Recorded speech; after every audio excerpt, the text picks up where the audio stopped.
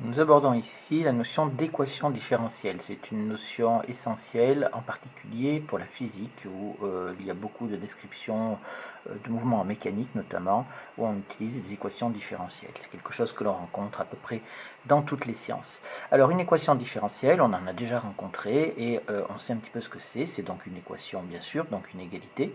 Mais l'inconnu dans une équation différentielle, c'est pas x, c'est-à-dire c'est pas un nombre que l'on cherche, mais on cherche une fonction. Alors la fonction, on la note y, et cette fonction doit être dérivable ou plusieurs fois dérivable selon l'équation différentielle avec laquelle on travaille.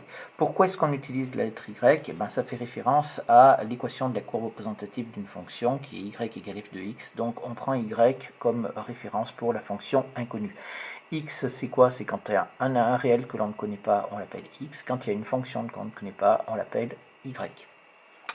Alors, des exemples d'équations différentielles. Donc, comme je vous ai dit, c'est quelque chose qu'on a déjà rencontré et donc on sait un petit peu de quoi il s'agit. La première équation différentielle que vous avez rencontrée, c'est l'équation y' égale y que on a résolu en classe de première.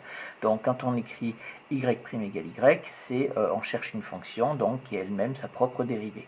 Alors l'écriture correcte et complète des équations différentielles, toujours, hein, c'est-à-dire que vous voyez que quand on prend y, c'est f de x ou y de x en fait, et donc si on prend l'écriture correcte et complète, on devrait ici écrire ça comme ça, y' de x qui est égal à y de x.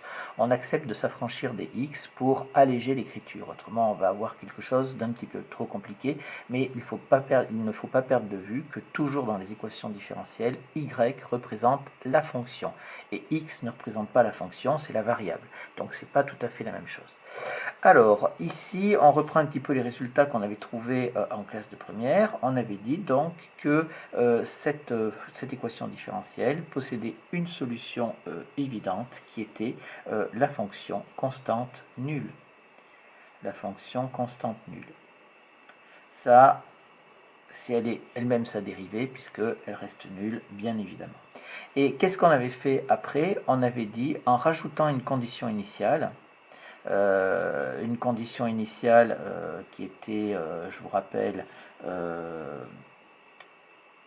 initiale, c'est-à-dire y de 0 égale 1, c'est-à-dire on cherchait une fonction dérivable qui est elle-même sa propre dérivée, mais qui prend la valeur 1 en 0, donc là ça ne peut pas être la fonction constante nulle bien évidemment, et bien en rajoutant cette condition initiale, on a défini la fonction exponentielle. Donc ça a été fait en classe de première, et c'est donc une des applications très importantes de la résolution des équations différentielles. On obtient une fonction de référence qui est extrêmement utile, qu'on utilise partout, dans toutes les sciences, que ce soit la biologie, l'informatique, partout, on le trouve partout. La physique, n'en parlons pas. Donc voilà pour cette première équation différentielle que l'on a rencontrée en classe de première.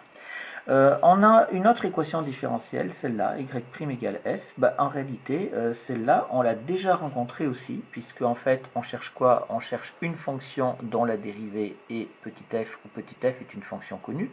J'insiste ici pour dire que y est l'inconnu, donc c'est la fonction que l'on cherche, et f par contre est une fonction connue. Donc ici, eh bien, ça correspond à quoi? Ça correspond tout simplement à une recherche de primitives. Donc tout simplement à la recherche des primitives de petit f. Donc on ne l'a pas dit, mais quand on a cherché les primitives d'une fonction, en réalité, on a résolu une équation différentielle. Et on a vu aussi que, de la même manière pour la fonction exponentielle, si on rajoute une condition initiale, eh bien, on a vu que la primitive était unique. Si on rajoute une condition initiale, on obtiendra une unique primitive.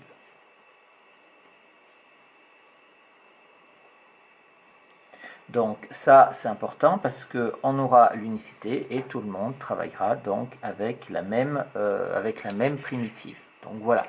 Donc ça, il faut revoir le chapitre 10, on l'a vu dans le chapitre 10 pour ça. Alors après, il y a d'autres équations, bien entendu.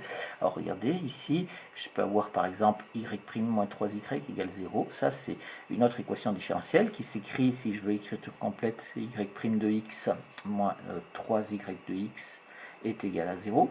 D'accord, donc voilà l'écriture complète de cette équation différentielle. Celle-là aussi, je vais avoir donc y' de x moins 3y de x qui est égal à 2x plus 5. Je vous fais remarquer une chose ici, vous voyez que y est toujours notre inconnu, c'est-à-dire que y c'est la fonction, donc on cherche bien la fonction ici, et on a quand même des x. Pourquoi? Parce que eh bien, quand on écrit y' moins 3y, on a zappé un petit peu les x, on ne les a pas écrits, mais en réalité ils y sont. Donc bien sûr, si je prends l'expression de la fonction dérivée de y' et l'expression de y, si je les remplace ici là-dedans, je vais obtenir des x quelque part, et je vais obtenir 2x plus 5. Donc vous voyez, il y a un abus d'écriture qui consiste à supprimer les x, qui côtoie aussi l'utilisation des x. Ils ne sont pas toujours écrits, c'est un petit peu particulier, mais c'est pour ça qu'on arrive aussi à ce stade-là de votre formation en terminale, à la fin de l'année, parce que maintenant vous avez suffisamment de maîtrise pour arriver à maîtriser ces notions d'écriture un petit peu bizarres.